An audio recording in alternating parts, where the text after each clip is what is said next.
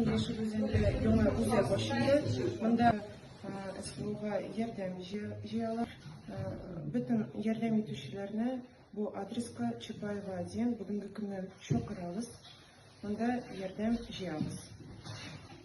Бу үзәк безнең Түшәмәдән Җомгага кадәр эшли, һәр көнне сәгать 8-дән 17-гә хәтлек. Значит, у нас по инициативе обращения нашего доброго друга Марселя Ишмурзовича Марзабаева в адрес главы о выделении помещения для пункта сбора гуманитарной помощи для наших участников специальной военной операции выделено вот это помещение, и с этого дня мы переезжаем сюда. Помещение было в ветхом состоянии, и вот Гимандов Ильяс Фаизович, депутат нашего городского совета, отозвался, здесь сделали ремонт. Дорогие друзья, от имени Михаила Павловича, главы нашего мэра города Зеленодольска, хочу выразить слова искренней благодарности.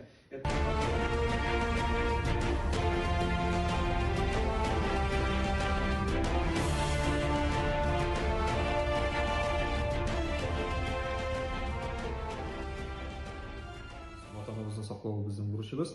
Бүгенге көндә без бөтенебез бергә булып, кемнең ничек хәленнән килә. Инде бу беренче ярдәм түгел.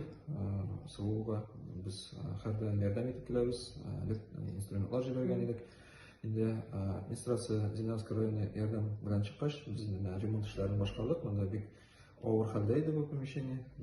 Без стеналарны буядык, электричество юк иде, электричество керттек, утлар ясадык, түбәләрне буядык. Инде менә бу помещение әзер, бүгенге көннән монда инде ярдәм шушы кем нәрсә тели, нәрсә кирәк безнең егетләргә китерә алалар.